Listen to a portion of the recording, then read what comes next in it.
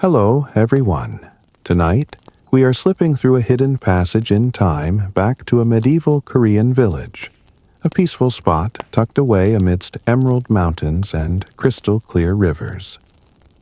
Picture yourself there now, your feet softly padding along a narrow dirt path illuminated by the gentle glow of lanterns flickering like captured fireflies. You hear the rhythmic chirping of crickets blending into the calming rustle of leaves, dancing lightly in the breeze. The air smells sweetly of jasmine, mixed faintly with the smoke from cooking fires, a comforting aroma that gently lulls you closer to sleep. But wait a second, don't get too comfortable. Tonight, you're about to face a mysterious and deadly force, a poisonous wind drifting silently toward your sleepy village. No storm clouds, no lightning bolts, just an invisible threat. And honestly, given that your village doesn't exactly have an emergency broadcast system or modern medical care, you probably won't survive. So, before you get comfortable, take a moment to like the video and subscribe, but only if you really like what I do here. Drop a comment below letting me know where you're watching from and your local time tonight. Now, turn off the lights, maybe turn on the fan for some soothing noise, and let's get started tonight. Section 1. Deadly winds arrive. It starts subtly, almost unnoticed.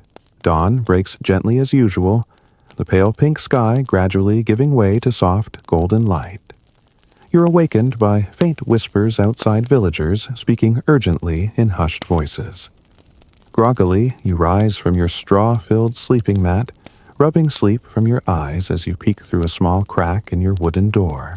Outside, your neighbors gather anxiously, staring eastward, as if waiting for something monumental. Curious, you step outside, feeling the chill morning dew soaking lightly through your woven sandals. There's a heavy stillness to the air today, unusual for the lively chatter that typically fills your village each morning. Elder Kim stands quietly, his brow deeply furrowed beneath silver-streaked hair. "It's coming," he murmurs softly, eyes never leaving the horizon. You approach cautiously, confused, but intrigued. "What is coming?" you whisper. Elder Kim glances your way briefly, his dark eyes sharp and intense. The wind, the poisonous wind from the east. It's moving swiftly.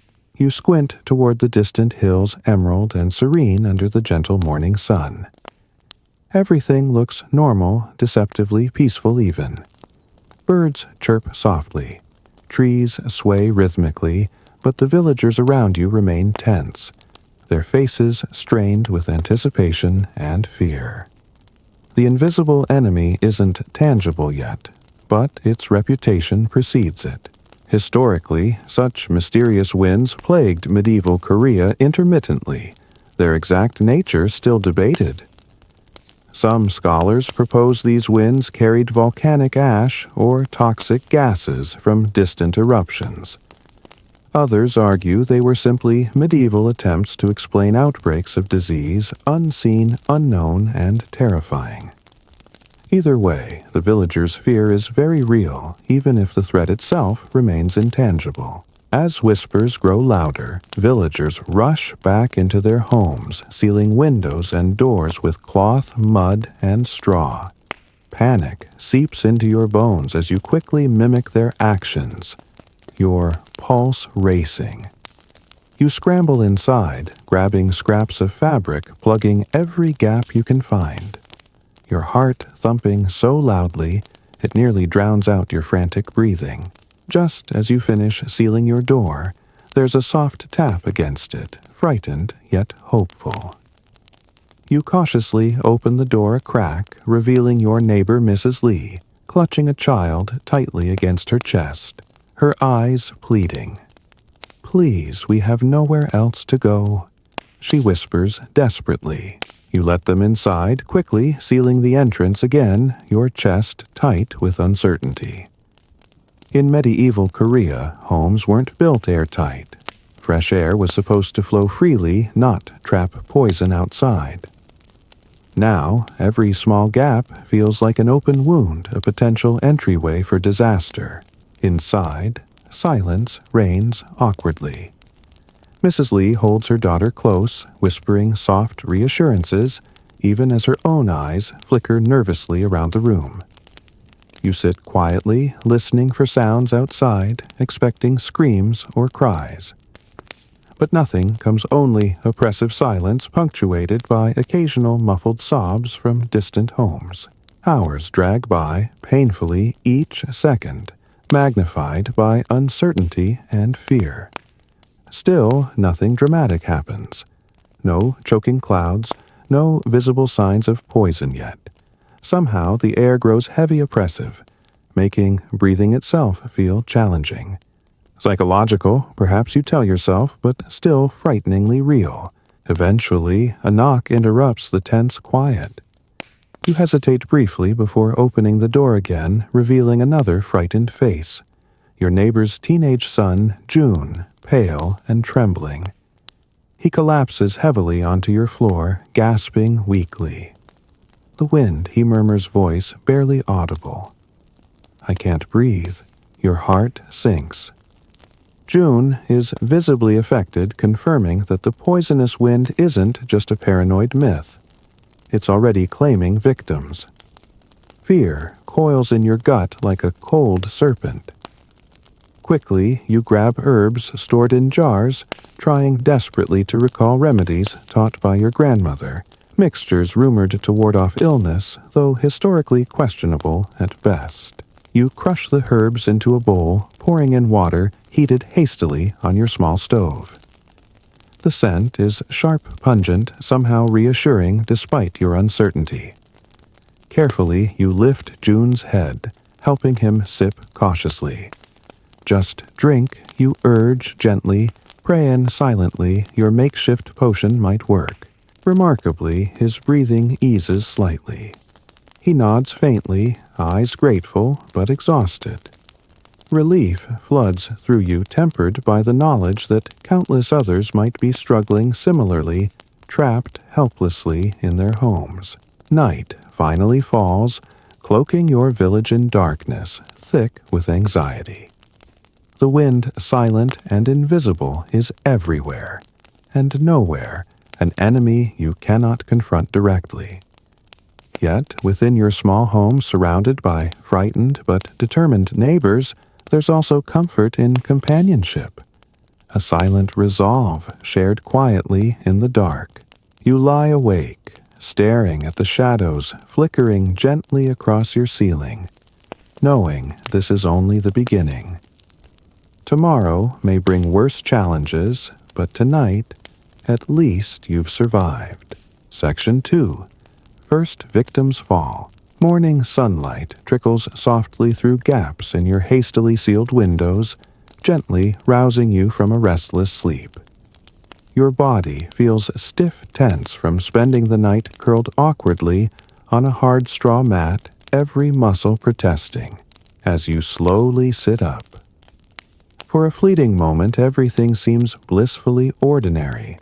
The gentle rustling of trees, faint chirping of birds outside, neighbors murmuring quietly nearby. But then reality floods back, yesterday's whispered fears, hurried barricades, and the poisonous wind that crept silently into your village. You rub your eyes wearily, standing cautiously as memories sharpen into painful clarity. Across your small cramped home, June, the teenage neighbor you rescued, is breathing shallowly, his chest rising unevenly beneath his thin cotton shirt. Your heart sinks, seeing his pale, sweaty face, knowing he survived the night, but clearly isn't out of danger yet. Beside him, Mrs. Lee cradles her young daughter protectively. Her face is lined with worry. Dark circles, heavy beneath eyes, dulled by exhaustion. She meets your gaze silently, the unspoken question clear. What happens now? Outside, uneasy voices echo softly through your village. Driven by anxiety and curiosity, you carefully open your door and step cautiously into the morning air, your heart thumping nervously. Neighbors stand clustered in small groups, their eyes wide, filled with confusion and fear. Something isn't right. The panic from yesterday's warnings has transformed into something even heavier, an oppressive dread hanging thick in the air, silent and menacing. Then you see why scattered along the main road several villagers lie motionless, their bodies limp, collapsed, where they'd stood or walked unable to reach shelter in time. A few others kneel beside them, sobbing quietly or whispering frantic prayers. Elder Kim moves from body to body, his usually calm face etched deeply with sorrow and frustration.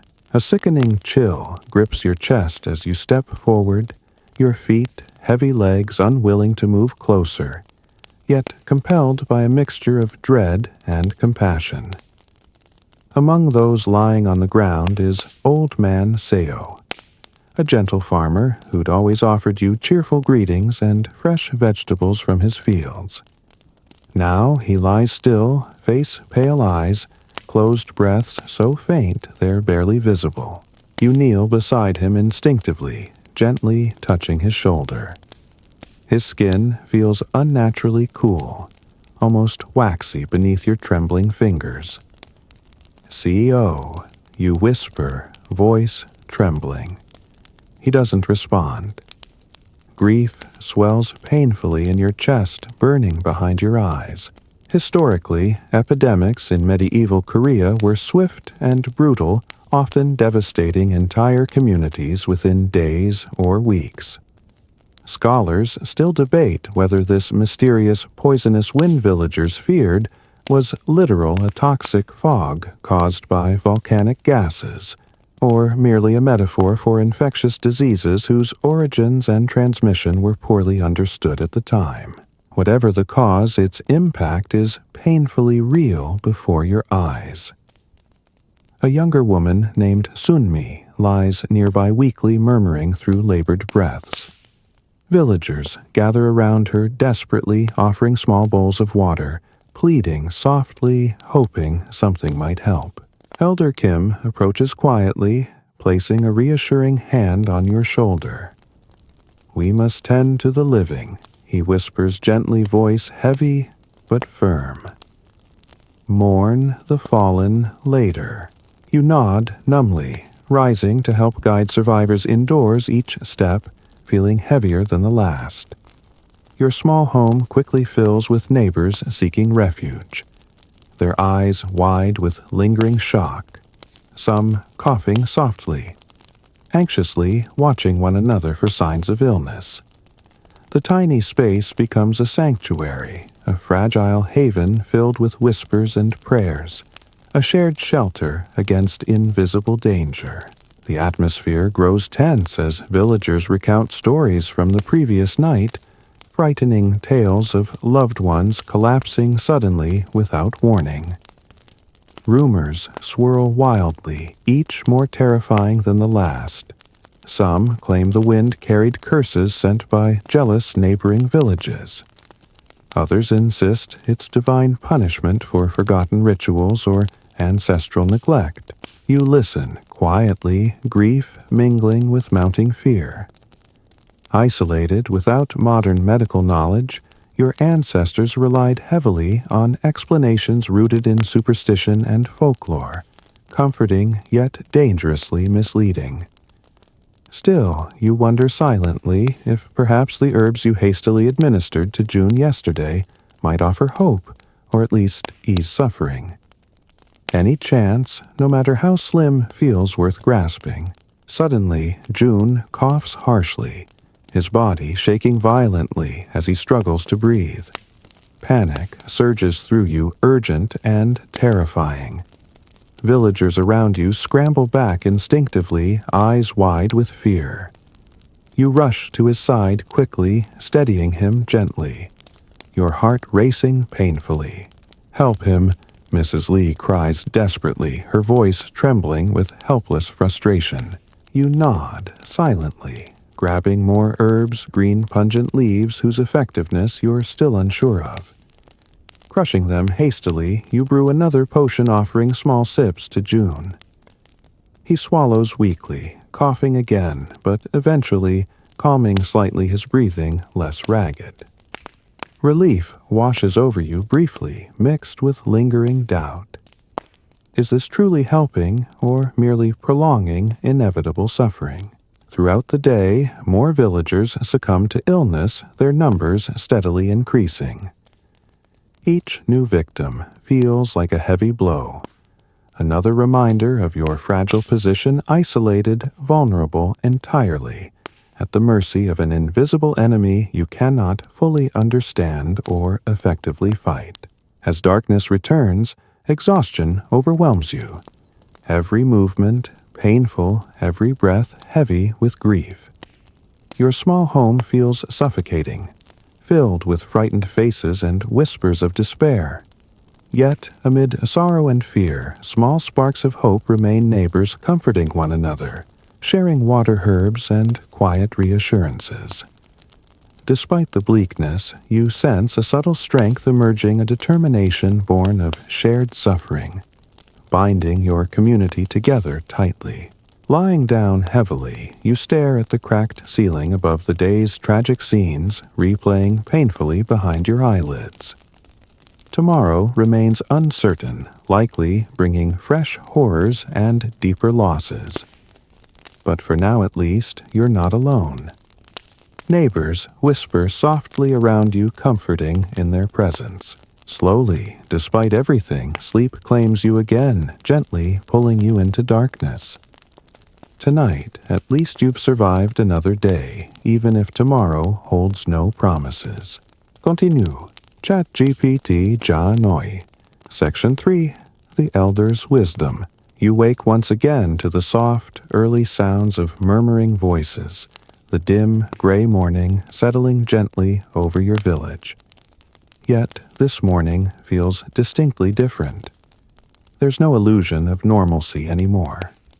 The events of the last 2 days have forever changed your home, your neighbors, and you.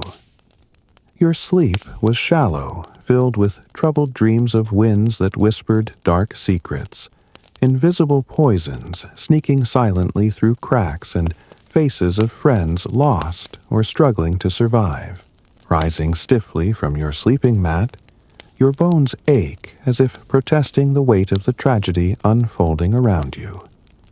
Your home, once a simple refuge, now serves as an impromptu medical ward. Its quiet corners occupied by neighbors, curled tightly in makeshift beds, breathing carefully beneath masks hastily sewn from cloth and herbs. Stepping outside, you find villagers gathered once again in clusters, eyes wide and desperate for guidance.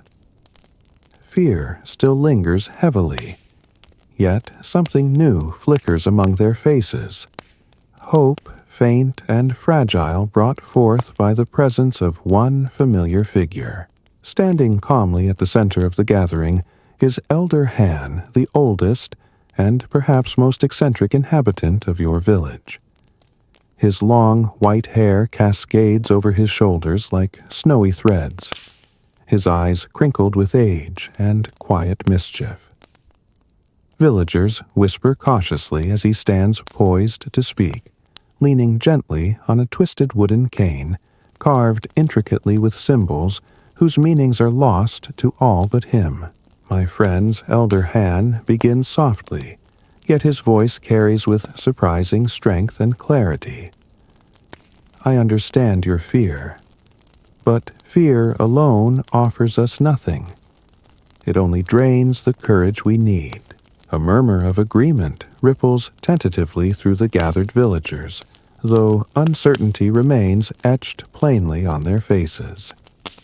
Elder Han's advice often bordered on eccentric or outright bizarre. Just last harvest season, he famously advised planting garlic beneath every doorstep to repel invisible spirits, a suggestion that left homes fragrant, yet puzzlingly spirit-free. Tell us what we must do. Someone pleads urgently, their voice trembling slightly. Elder Han nods slowly, acknowledging the desperate plea. He holds up an embroidered cloth mask, intricate patterns sewn carefully onto layers of fine silk. Our ancestors have long known the power of protecting the breath, he explains calmly. We must trust their wisdom, no matter how strange it may seem. You listen skeptically, recalling Elder Han's frequent and frequently questionable suggestions over the years. Yet desperation opens your mind wider than before. After all yesterday's failed solutions and growing despair, demand trying even the most peculiar remedies. Historians continue debating precisely why medieval Koreans resorted to silk masks and aromatic herbs during plagues or airborne threats. Some suggest these masks provided genuine filtration against airborne pathogens, while others argue their effectiveness was largely symbolic, a comforting placebo amidst overwhelming uncertainty. Either way, Elder Han seems utterly convinced. His calm confidence spreads slowly through the crowd, lifting their spirits however slightly. I have enough silk for all, he announces reassuringly, revealing neatly stacked bundles of silk, hidden carefully inside his home. Saved just for a moment like this. You saved silk just for poisonous wind. Someone questions skeptically, their voice edged with disbelief. He chuckles softly, eyes twinkling mischievously. Well, I might have hoped to impress a certain village widow with my sewing skills. But destiny clearly had other plans. Laughter ripples cautiously through the gathering, breaking some tension. Elder Han's humor, even during grave moments, has a comforting, almost magical effect. Trust grows incrementally, softening fearful expressions, shifting uncertainty to cautious optimism. Villagers quickly mobilize under Elder Han's careful guidance, setting up stations for crafting silk masks, woven tightly and scented deliberately with selected herbs believed protective against illness. You find yourself recruited quickly, your hands awkwardly but earnestly folding silk, carefully stitching seams under Elder Han's watchful instruction.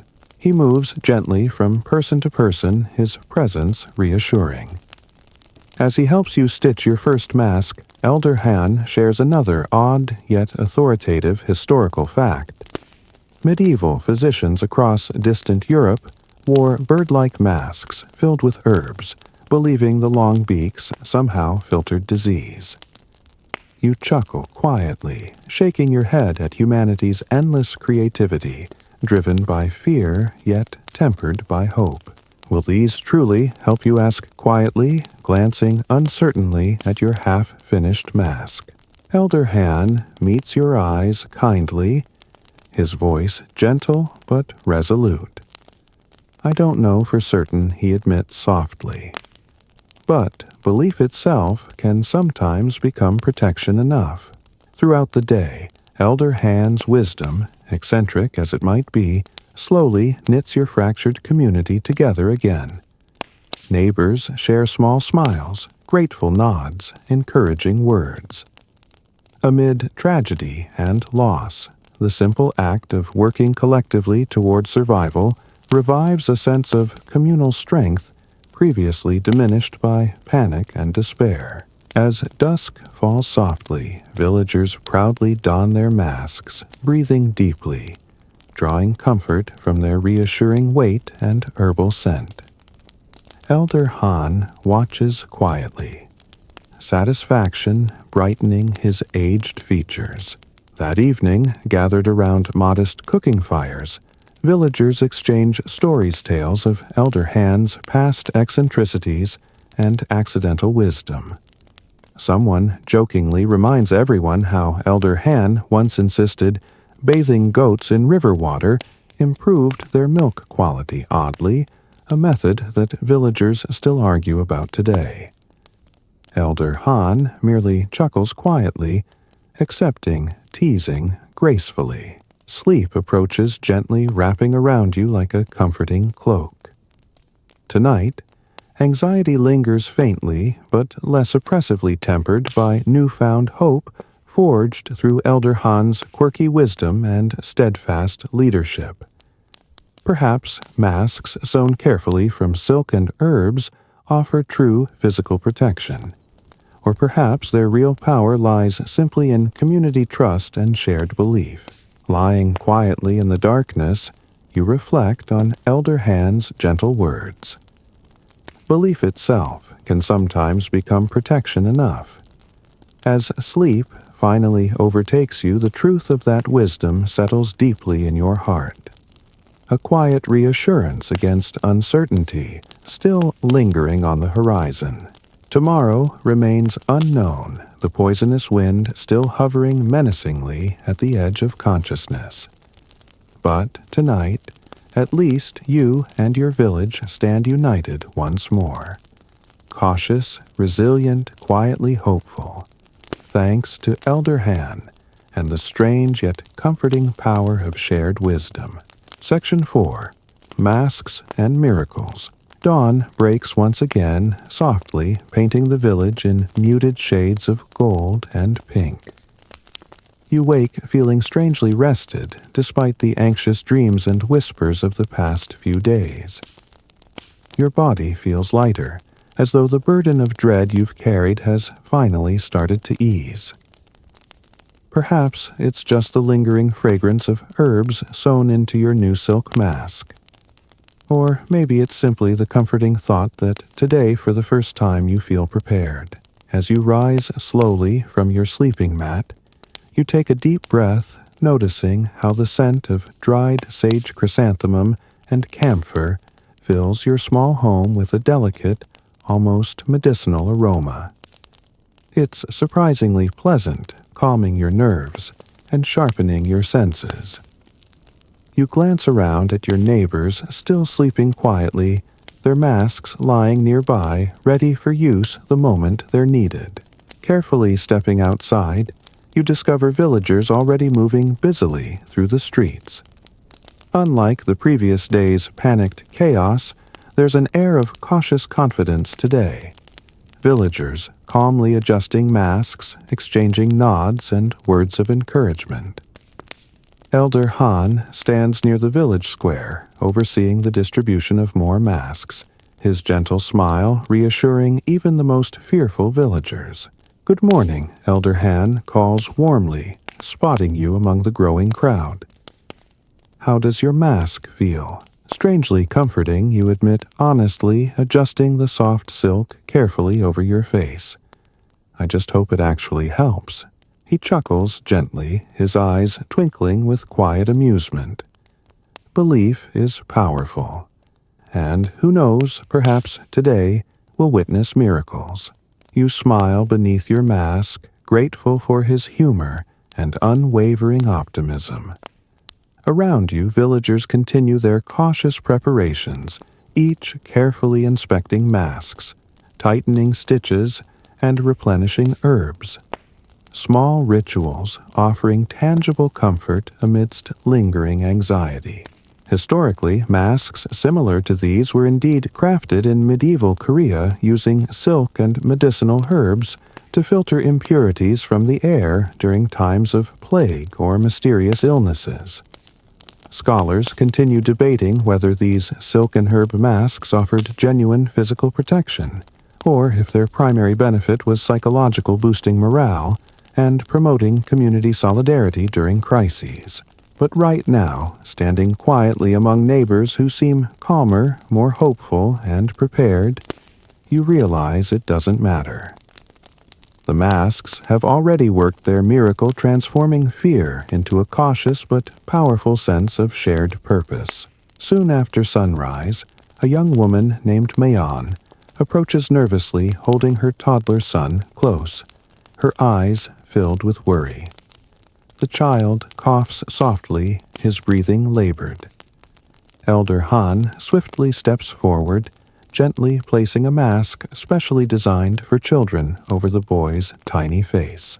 "Trust the herbs," he murmurs gently to Millon, who nods gratefully, tears welling in her eyes. The boy's breathing steadies slightly, comforted, perhaps simply by the scent or touch of silk, his tiny fingers clutching the soft fabric, as though holding on to hope itself. Word spreads quickly through the village the masks seem to be helping, or at least easing villagers' breathing, and reducing panic-induced symptoms.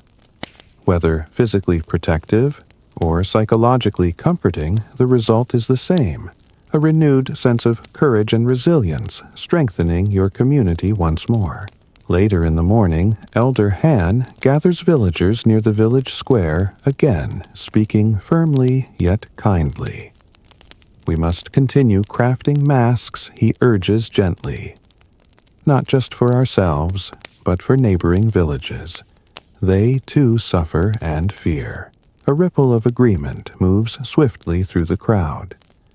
Even amid their own crisis, villagers recognize the importance of solidarity-compassion extending beyond their small community. Quickly, they set to work again, stitching masks with renewed purpose, quietly whispering prayers of protection and healing into each delicate stitch. Throughout the day, you join villagers working tirelessly, your fingers growing sore from sewing, your heart swelling with pride at your community's selflessness and determination. Each completed mask feels like a small miracle, a testament to your village's resilience and unity in the face of an invisible enemy. As evening approaches, you and other villagers carefully pack masks into woven baskets ready for delivery to nearby villages. Elder Han nods approvingly, satisfaction evident in his wrinkled face eyes, soft with quiet pride. "Miracles often arrive quietly," he remarks softly, patting your shoulder warmly. "Today you created countless miracles." You smile again beneath your mask. Exhaustion tempered by a deep sense of accomplishment and hope. It seems strange, almost surreal, that simple pieces of cloth, carefully sewn and scented, could make such a profound difference in your community's spirit. Yet, clearly, Elder Han's wisdom has once again proven invaluable. As twilight settles softly across your village, villagers gather once more, their masks providing reassurance as much as physical protection. Quiet laughter and gentle conversation fill the air, a comforting sound that's been painfully absent in recent days. Even the persistent anxiety lingering at the edges of your mind feels lighter, less threatening tonight. Someone nearby jokes lightly, teasing Elder Han affectionately about other eccentric remedies he's proposed in the past, like the year he recommended villagers wear their shoes backward to confuse spirits causing crop failure. Elder Han merely chuckles quietly, accepting their gentle teasing graciously, knowing his advice today has undeniably helped. Sleep approaches again, gently tugging at your consciousness, promising rest sorely needed after days of uncertainty and fear. As you lie down, carefully adjusting your mask nearby, just in case you reflect quietly on today's subtle but powerful miracles: silk herbs, community solidarity, quiet humor, shared strength in adversity. Tonight, the poisonous wind still looms somewhere beyond your small village, mysterious and dangerous.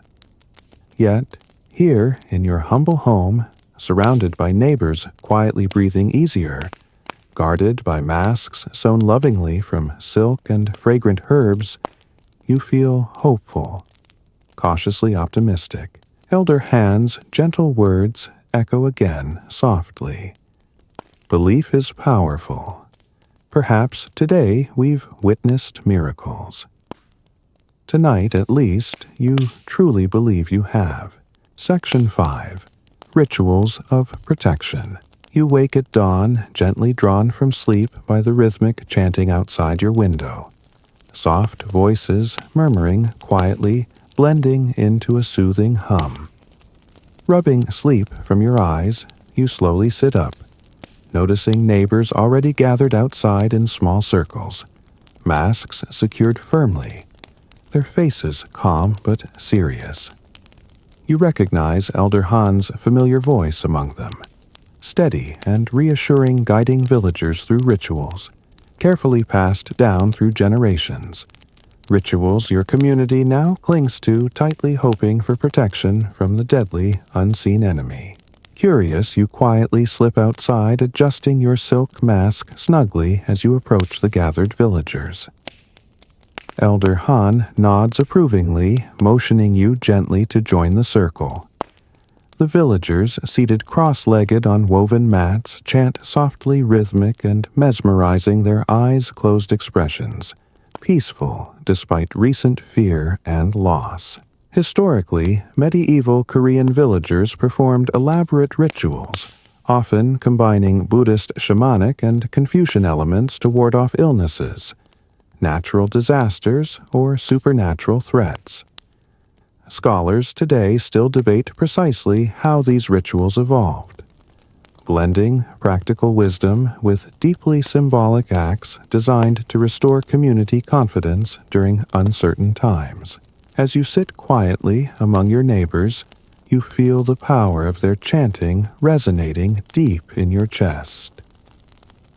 Elder Han carefully guides the ritual, holding a small bronze bell in one hand, gently ringing it in rhythm with the chants, its clear tone vibrating softly in the crisp morning air. You must visualize the wind he instructs gently, his voice carrying clearly yet soothingly. Picture it clearly, dark, swirling, dangerous. Then imagine it calming, weakening, retreating harmlessly. You close your eyes obediently, picturing the poisonous wind vividly, a menacing force hovering darkly at the edge of your village, swirling ominously, ready to sweep silently through again.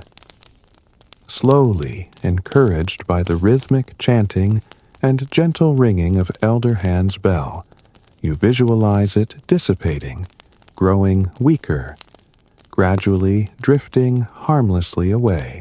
Though skeptical at first, you're surprised at how genuinely calming this visualization becomes. You feel anxiety loosening its grip, slightly replaced by a cautious sense of empowerment. Perhaps Elder Han is right belief itself holds profound strength. The ritual continues methodically. Elder Han occasionally sprinkling purified water gently from a small wooden bowl, carved carefully with symbols representing balance and harmony. Each droplet catches the early morning sunlight, sparkling softly like tiny stars falling briefly to earth, reinforcing villagers' confidence in the ritual's protective power. Eventually, Elder Han signals softly, bringing the chanting to a gentle close. Villagers open their eyes slowly, expressions calm, even hopeful. The air feels lighter somehow, the oppressive tension of recent days notably eased by this quiet communal practice. A younger villager, Jihoon, gently breaks the silence, his voice respectful yet genuinely curious. Elder, how does this truly protect us? Elder Han smiles gently, nodding thoughtfully. These rituals remind us we're never truly powerless, he explains patiently. Fear isolates and weakens. But shared purpose, shared belief unites and strengthens. You reflect quietly, recognizing the simple wisdom behind his words. True or symbolic, practical or spiritual, these rituals undeniably restore confidence, rebuild community cohesion, and foster resilience against adversity. Throughout the day, Elder Han organizes villagers into smaller groups, each assigned a specific protective task, cleaning and purifying homes with incense hanging talismans, carefully crafted from woven grass and paper, or chanting quietly at key locations within the village. Each ritual, no matter how simple or elaborate, carries deep symbolic meaning, reinforcing the community's collective resolve to survive and recover. Mid-afternoon, you assist Elder Han with a ritual cleansing at the village. Carefully sprinkling handfuls of dried chrysanthemums, historically believed to purify water and air into its depths.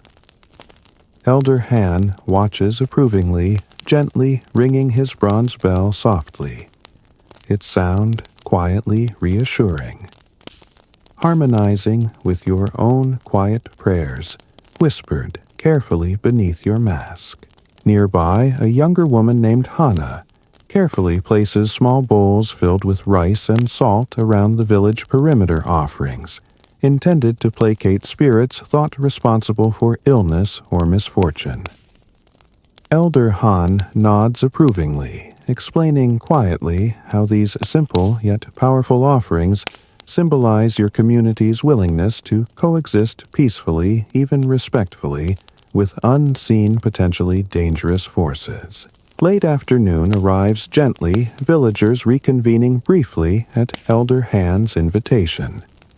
He calmly addresses the community again, reiterating gently how each ritual, each symbolic act contributes meaningfully to protecting and strengthening your village. Today, we reclaimed our strength. Elder Han announces softly, voice steady and reassuring. Through belief and unity, we guard ourselves against despair. Trust these rituals. Trust each other. As evening approaches, slowly, villagers disperse quietly, comforted and empowered by the day's rituals. You return home quietly reflective, considering Elder Han's gentle wisdom. True or symbolic, practical or psychological, these rituals undeniably restored something essential today. Rebuilding trust, unity, and quiet confidence amidst lingering uncertainty. That night, villagers gather quietly around modest fires again, sharing stories softly. Laughter occasionally breaking gently through whispered conversations. Anxiety still exists, faint but present. But tonight it feels lighter, less oppressive.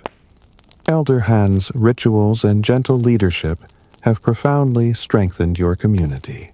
Lying quietly awake, staring thoughtfully at the ceiling above you, reflect deeply on today's experiences. Simple rituals, carefully performed quiet acts of symbolic protection and communal solidarity. Elder Han's words echo gently again. Fear isolates and weakens. Shared purpose, shared belief unites and strengthens. You close your eyes, slowly comforted by the quiet strength of belief ritual and community solidarity, cultivated carefully today.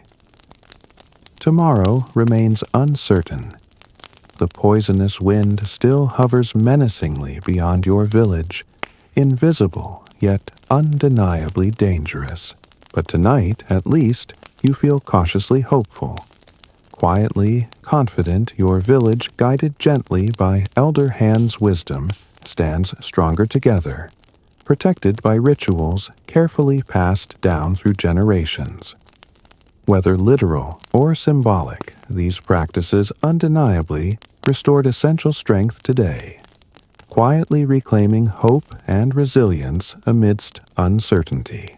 Sleep slowly overtakes you again, gentle and reassuring tonight, protected by belief ritual and quiet solidarity with your neighbors united against an invisible yet conquerable enemy. Section 6. Fires at midnight.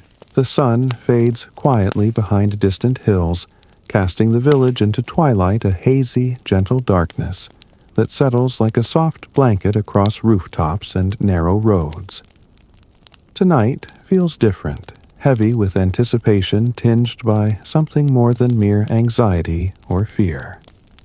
Villagers move quietly, methodically, gathering wood straw and bundles of dried herbs, their masks secured firmly, eyes set with newfound determination. Elder Han walks calmly among them, offering guidance in gentle, encouraging tones. Stack the wood high, he instructs softly, nodding approvingly, as villagers swiftly build towering piles strategically around the village perimeter. Tonight, the darkness won't frighten us. We'll fill it with our own light. Historically, villagers in medieval Korea lit ritual bonfires known as juebul nori during certain times of the year to protect communities from evil spirits, diseases, or misfortunes. Scholars continue debating the precise origins and intended purposes of these fires, whether primarily practical for pest control, symbolic acts of purification, or both. But their comforting presence during uncertainty is undisputed. You join your neighbors quietly, carefully arranging dried branches into neat stacks, scenting each pile with aromatic herbs believed protective against illness or invisible threats. With every handful, you silently whisper small prayers, feeling strangely comforted by each simple gesture of ritual and preparation. As darkness deepens, anticipation builds steadily. Villagers gathered closely near the village center. Masks, snug eyes alert, yet cautiously optimistic. Elder Han carefully walks the perimeter, gently ringing his small bronze bell. Its soft, clear tone echoing faintly through the evening, quiet signaling readiness. Finally, with night fully arrived, Elder Han nods solemnly, signaling for torches to be lit. You take a deep breath, carefully igniting your own torch, watching quietly as flames leap to life, flickering brightly, pushing back the oppressive darkness. One by one, villagers step forward, their torches crackling gently faces, illuminated by flickering orange and gold light. Slowly, you approach the nearest woodpile, feeling the heat radiating softly as your torch meets dried branches and herbs. Flames leap higher quickly, consuming the carefully stacked pile, illuminating the night in brilliant shades of red, orange, and gold. Around the village perimeter, similar fires burst gently into life, their combined glow creating a circle of comforting, protective warmth. For a moment, silence reigns.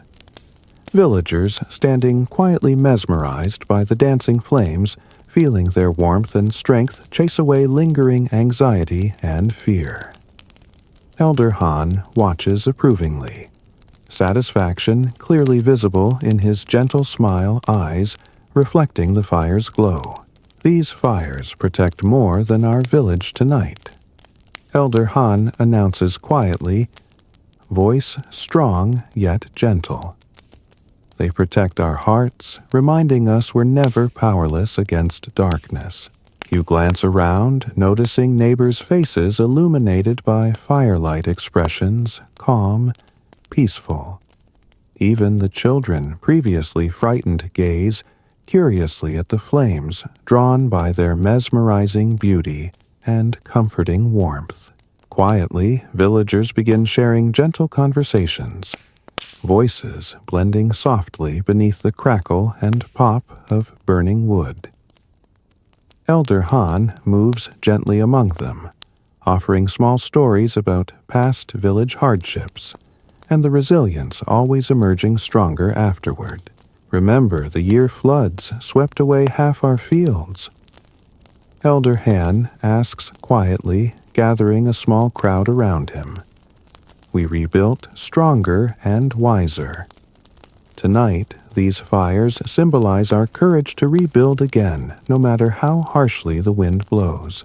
Villagers nod thoughtfully, recalling vividly past challenges overcome through community unity, resourcefulness, and quiet determination. Despite recent tragedy and lingering uncertainty, tonight feels quietly triumphant, symbolized profoundly by roaring fires, pushing darkness firmly away. As flames burn steadily higher, villagers gradually begin singing softly. Songs passed down through generations, melodies gentle yet powerfully soothing. Elder Han joins quietly, his voice blending harmoniously with villagers. The shared singing, deepening feelings of community solidarity, resilience, and cautious optimism. Standing quietly beside the largest bonfire you feel, warmth radiating deeply through your body, comforted profoundly by the familiar songs, gentle rituals, and flickering firelight, pushing fear firmly back into distant shadows. Historically, fires like these were often believed effective in purifying air during times of illness or unexplained outbreaks. Modern scholars debate how much these practices genuinely reduced threats, but their psychological impact in strengthening communal resilience remains undeniable. Midnight arrives gently, villagers slowly moving closer together, gathering around dwindling yet steady fires. Voices quieter now, but still comforting in their presence. Elder Han softly rings his bronze bell again, signaling a return to quiet reflection. Tonight, we reclaim our strength from fear, Elder Han announces quietly, voice gentle yet firm. No wind, visible or invisible, can break the spirit of people united in hope. Villagers murmur soft agreement, reflecting quietly on Elder Han's gentle yet profound wisdom. The night air feels cleaner, clearer, perhaps genuinely purified by fire, or simply the collective power of belief ritual and quiet solidarity. As fires gradually die down, glowing softly in embers, villagers linger quietly unwilling, yet to abandon the gentle warmth and reassurance they offered tonight. Eventually, exhaustion draws villagers back to homes, quietly walking slowly beneath stars, glimmering gently above silent witnesses to tonight's quiet yet profound triumph over darkness. You return home quietly, deeply reflective, grateful for tonight's rituals, Elder Han's gentle leadership, and the comforting warmth of fires symbolizing resilience and quiet courage amidst adversity. Lying quietly awake, staring thoughtfully at shadows dancing softly across your ceiling, you reflect deeply on tonight's quiet yet powerful victory fires, pushing darkness back, villagers singing gently together, community resilience profoundly renewed. Elder Han's gentle voice echoes again softly in your memory. No wind, visible or invisible, can break the spirit of people united in hope. Sleep approaches again, gentle and reassuring. Tonight, protected profoundly by firelight community solidarity. Quiet belief and shared strength cultivated carefully today. Tomorrow remains uncertain. Invisible dangers linger beyond village borders, mysterious yet conquerable through unity, resilience, and quiet courage, symbolized profoundly tonight by fires burning softly at midnight. Tonight, at least you rest deeply confident your village, guided gently by Elder Han's wisdom and rituals, stands resilient, united powerfully against darkness, both visible and invisible. Tomorrow holds challenges, but tonight you sleep gently protected by fires symbolizing hope, resilience, and quiet triumph over fear. Section 7. Neighboring Village Secrets. The next morning arrives quietly. Sunlight gently flooding your village streets, washing away lingering darkness, and the faint traces of smoke from last night's protective fires. You wake slowly, stretching tired muscles, feeling strangely refreshed by yesterday's communal rituals, comforting chants and reassuring warmth of flames lighting up the midnight sky. Stepping outside cautiously, your village feels calm, yet the atmosphere remains charged with quiet curiosity.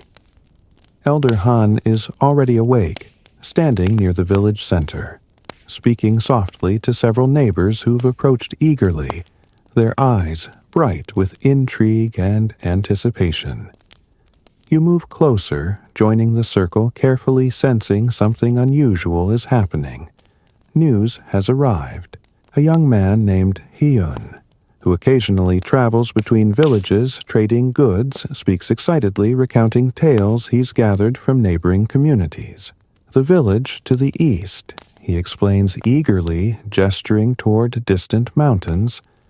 They survived completely untouched by this poisonous wind. Villagers exchange surprised glances, murmuring quietly among themselves.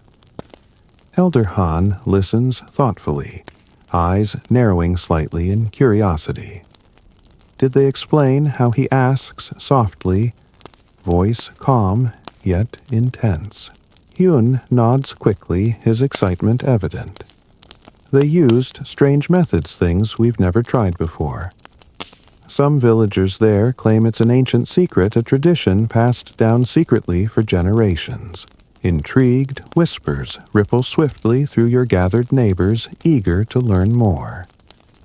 Elder Han smiles faintly, eyes twinkling with quiet humor.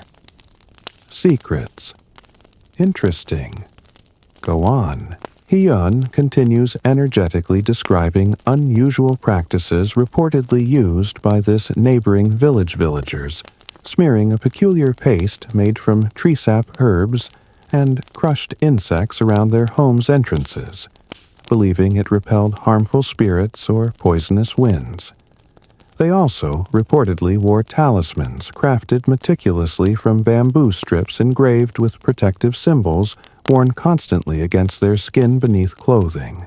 Historically, medieval Korean villages often developed unique, localized traditions, believed effective in warding off misfortune or disease.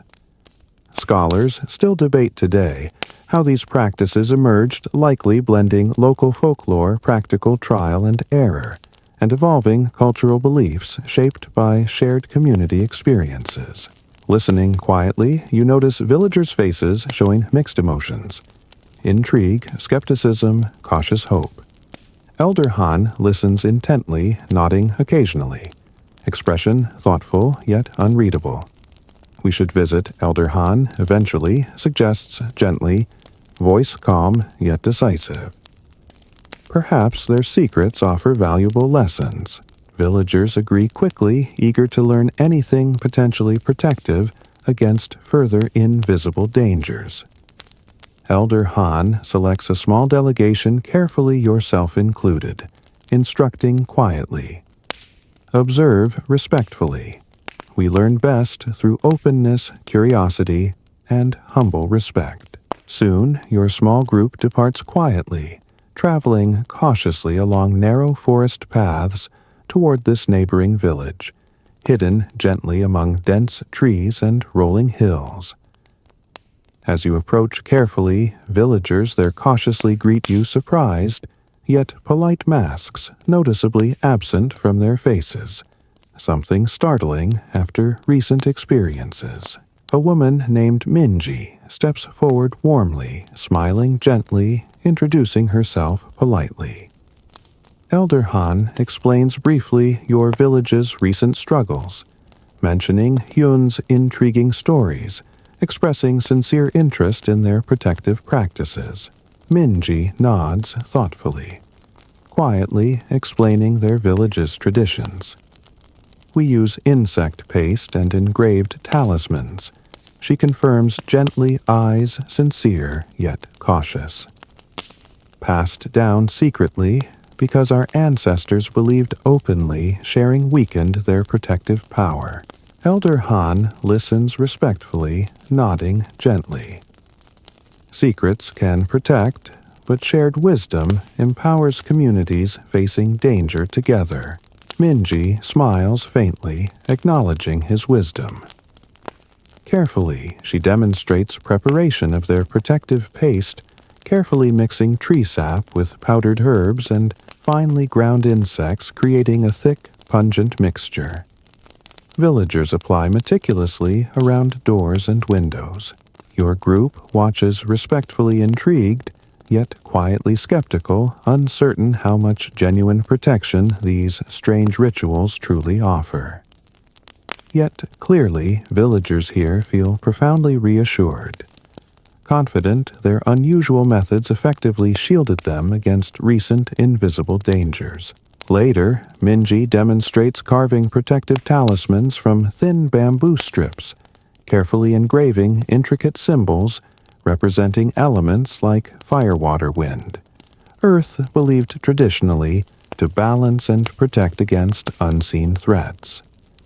Elder Han observes thoughtfully, quietly remarking similarities between these practices and your village's own symbolic rituals. Though methods differ, intentions clearly align closely. Historically, protective talismans engraved or painted with symbolic characters were widespread across medieval Korean communities, believed to repel harmful forces and promote harmony within households or villages. Scholars today debate their efficacy, some suggesting genuine psychological comfort provided by symbolic protection. Others arguing purely superstitious benefits without tangible effects.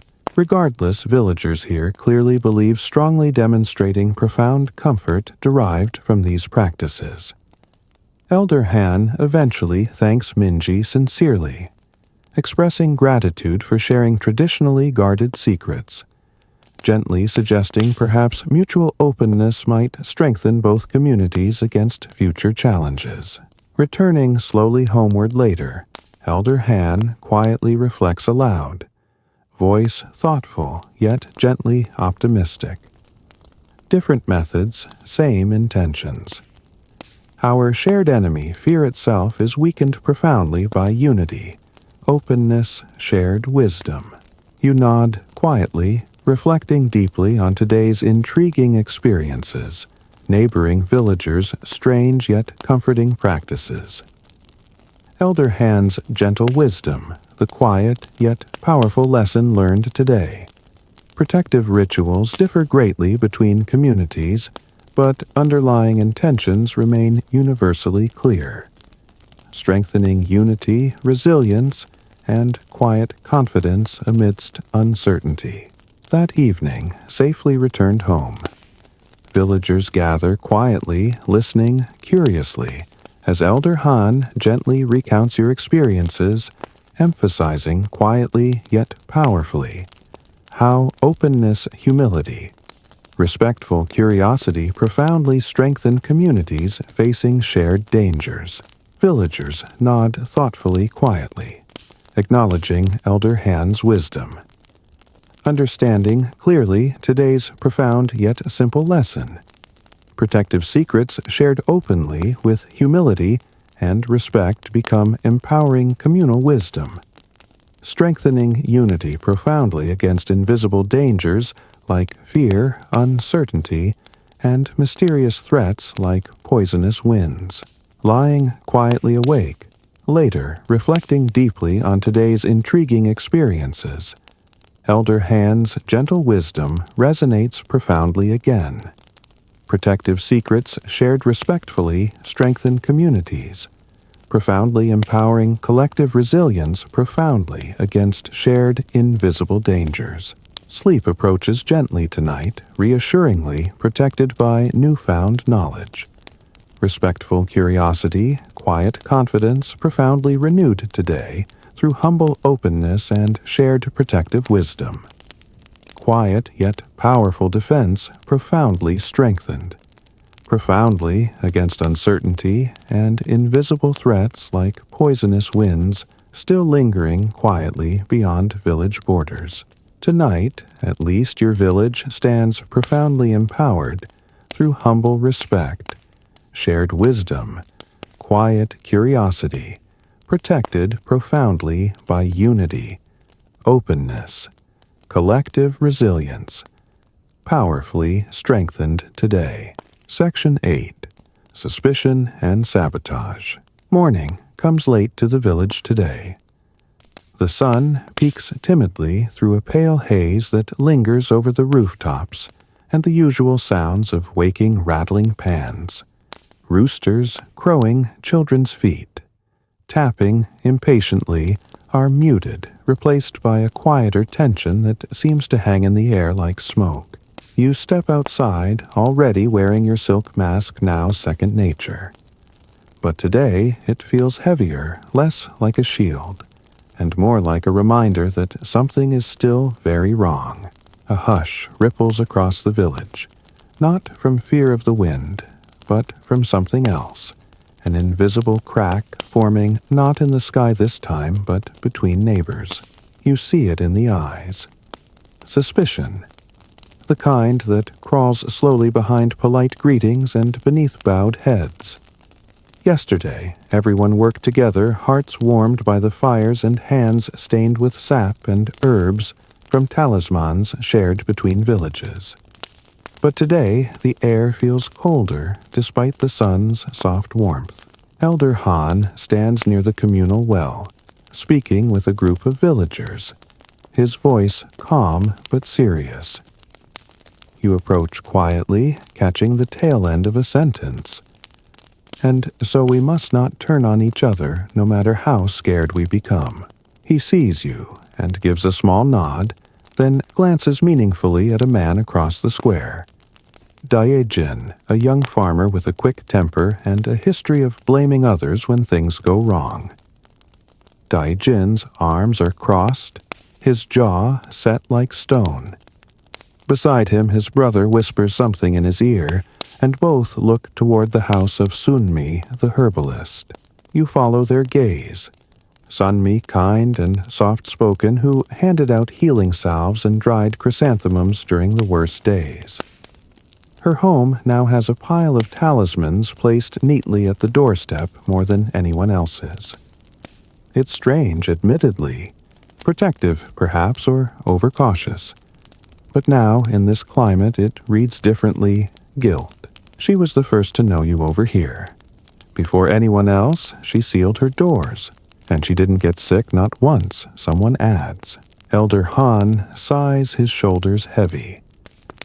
We mustn't forget that fear spreads faster than poison. Historically, during times of plague, suspicion among communities could rise as quickly as illness itself. Accusations of witchcraft or secret wrongdoing weren't uncommon even among previously tight-knit neighbors. Historians still debate whether these moments were fueled more by desperation or by opportunistic social shifts where old grudges found new life under the veil of crisis. That afternoon, the village meeting is tense. Held under the shade of the central tree, it's quieter than usual. The warmth of past gatherings replaced by cautious glances and clutched arms. Elder Han tries to maintain order, but it's clear the fear has taken a new shape. It now wears the faces of neighbors. She knew too much, Dae-jin says sharply, pointing toward Sunmi, always muttering over herbs, collecting strange powders. Maybe it wasn't the wind. Maybe it came from inside the village. Gasps follow. Elder Han raises a hand for silence, but the damage is done. You feel the ground shift under your feet, not physically, but socially, emotionally. You're watching the village turn against itself. Sunmi stands shaking slightly, but proud. I've done nothing but try to help. She says, her voice quiet but clear. And if knowledge and preparation are sins, then perhaps we should all be guilty. Dae-jin scoffs, but before he can reply, Elder Han steps forward. That's enough, the elder says. His voice is soft, but carries like thunder. No one here will be blamed for being careful. If fear has made you cruel, then fear has already won. You feel the weight of his words settle on everyone. A long silence follows, broken only by the rustling of leaves in the tree above. Then, one by one, villagers lower their eyes, some ashamed, others unconvinced, but unwilling to argue further for now. Later, as you walk home, you notice something disturbing. One of Sunmi's talismans has been torn and trampled into the dirt. You glance around, no one else is nearby. Your stomach tightens. Sabotage. You repair it quietly, straightening the bamboo strip and placing it back by her door. You don't know who did it, and maybe it doesn't matter. What matters is the intent to blame, to punish, to isolate. That night, Elder Han visits your home quietly. He sits by your fire, warming his hands, speaking softly. This is the most dangerous time, he says, eyes flickering in the firelight. Not because of the wind, but because of ourselves. A village can survive illness, but suspicion. It eats from within. You nod slowly, understanding now why he insisted on unity, on shared rituals, shared meals, and shared laughter even when things were worst. Because survival isn't just physical, it's emotional, spiritual. And right now, the soul of the village is sick. You make a silent vow to protect not just your home, but your neighbors. To watch, to listen, and to defend those too easily blamed. The wind may have sparked the fire, but you won't let it burn down what makes your village whole. As you drift to sleep, the wind picks up faintly again outside, whispering through the trees. You listen, calm but alert. It's not just the wind you're guarding against anymore. It's the darkness inside. Section 9. The Mysterious Monk.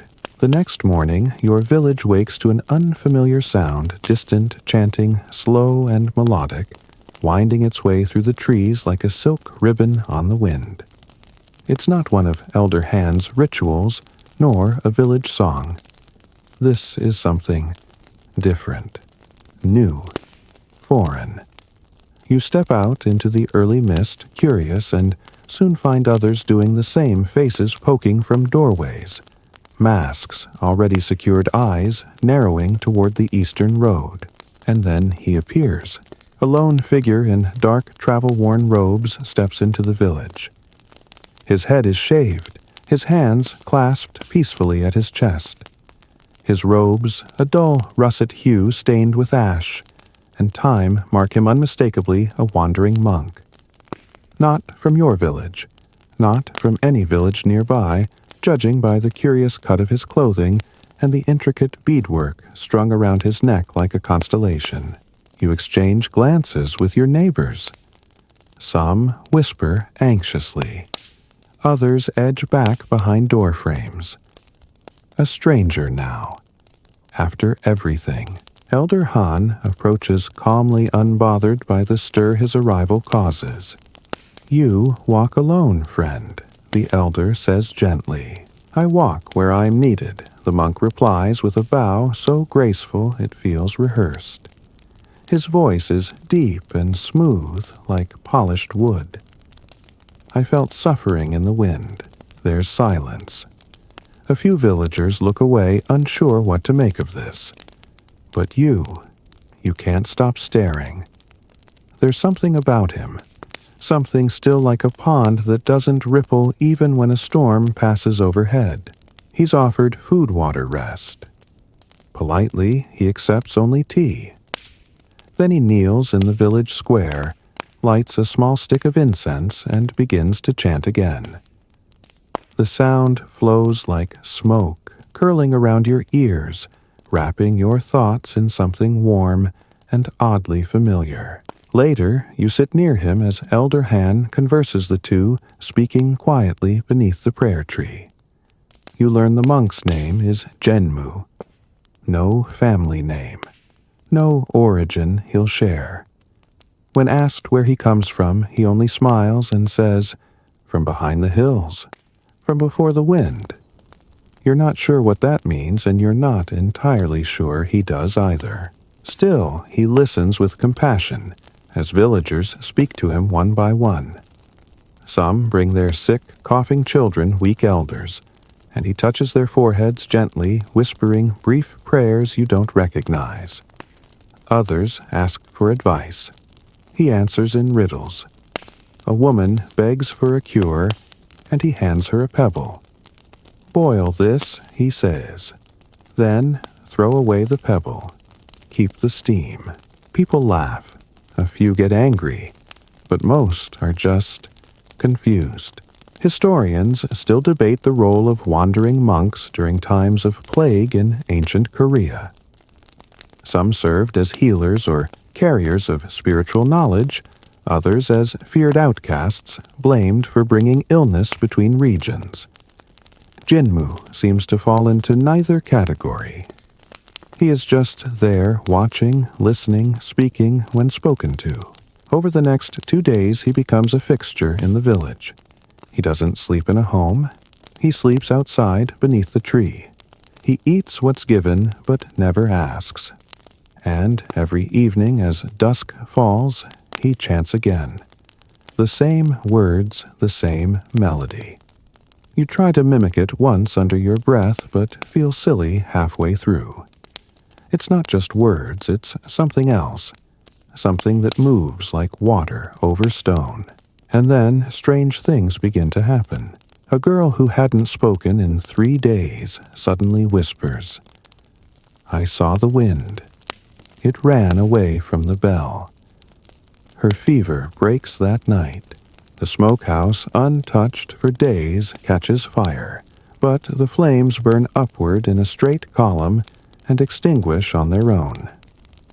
Jinmu simply watches and nods as if that were perfectly normal. A well dry for months suddenly bubbles faintly at dawn. Enough for a single jug. Enough for one household. Coincidence, some say. Tricks, say others. But a few begin to believe. You ask Jinmu one evening, "Are you a healer?" He shakes his head gently. "No, I'm a listener. When the world speaks, I sit very still and try to hear it." You want to ask what the world has said lately, but something in his eyes stops you. Not fear, not danger, just too much silence behind them. Still elder. Han remains cautious. Hope can help us, but mystery can also mislead us, he tells you quietly. Even a river can drown you if you follow it too far. That night, the wind rises again. You and the villagers sleep in masks as always. Jinmu sleeps beneath the prayer tree unmoved. At dawn, he's still chanting incense, still burning. No one falls sick. Historians still debate whether figures like Jinmu were real people or embellished characters from folk memory symbols of divine intervention, or simply charismatic wanderers who appeared at crucial moments in times of crisis. But whether Jinmu is miracle or myth, one thing is clear: your village has changed since he arrived. The air feels clearer. Suspicion has lessened. No more talismans are torn. Sunmi's door remains undisturbed.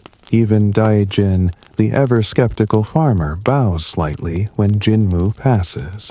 Elder Han keeps watch ever vigilant. But even he begins to nod along when Jinmu chants.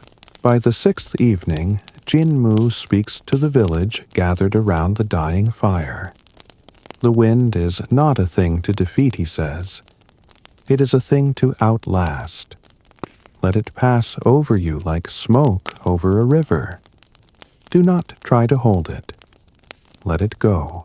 You sit with those words long after he finishes speaking. That night, the wind does come. It whistles softly like a child blowing through reeds. But for the first time in days, you aren't afraid. You let it pass. And by morning, the monk is gone. Only a single string of beads remains hanging quietly from the prayer tree, swaying gently in the breeze. Section 10. Plants and Potions.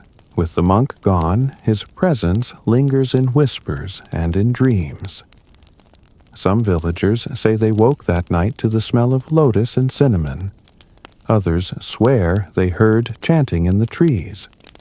But even without Jinmu sitting beneath the prayer tree, your village feels steadier like a wheel finally balanced on its axle. And now the work continues. This morning, Sunmi, the herbalist once under suspicion, stands in the center of the square with quiet dignity. The tension from earlier days has vanished from her shoulders, replaced with calm resolve. Elder Han has invited her to lead a new effort, one rooted in soil and sunlight. "Let us turn to the earth," he says, his voice carrying across the gathered villagers. It has always spoken to those who listen. And Sunmi, more than any of us, has learned its language. Sunmi bows humbly. "We'll need volunteers," she says, "and not just to pick flowers. You raise your hand. So do many others." Suspicion may have passed through the village like a shadow, but today a stronger light emerges: collaboration. Rebuilding trust through touch, through herbs, through boiling pots and sweat-streaked brows. You're assigned to the foraging team, tasked with collecting plants from the surrounding hills. Before sunrise, you slip into the woods with Sunmi and 3 others. She leads the way, silently, every step practiced, her hands brushing gently against leaves and bark with reverence.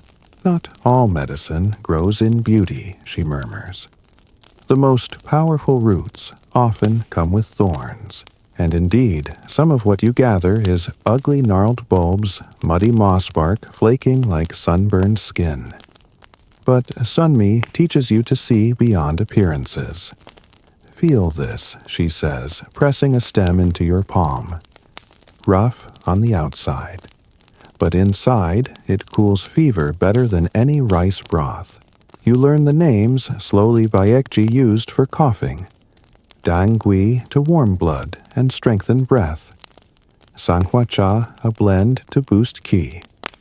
These were remedies passed down in whispers, scribbled in corner margins of old texts, sometimes altered with each generation. You even find ugly little mushrooms growing in shaded pockets. Sunmi calls them ghost ears. They're tricky, she says. Use them right, they clear the lungs. Use too much and you'll forget your own name. That last part isn't a joke. Back in the village, Sunmi sets up a small open-air workshop.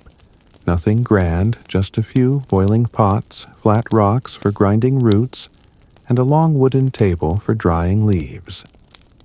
Elder Han donates part of his home's shaded porch, and soon it becomes the busiest corner in the village. The air changes quickly. It smells of herbs, now sharp, sweet, bitter. Always something simmering. You spend your days chopping bark, crushing leaves, boiling tinctures, and stringing bundles to dry in the sun. There's an earthy comfort in it, like the soil itself is speaking, like your ancestors are humming quietly through your hands. And then come the experiments. Some work, others not so much. Yoon-hee, one of the younger helpers, tries to make a lozenge from dangui and honey. It melts immediately. Tastes like burnt licorice.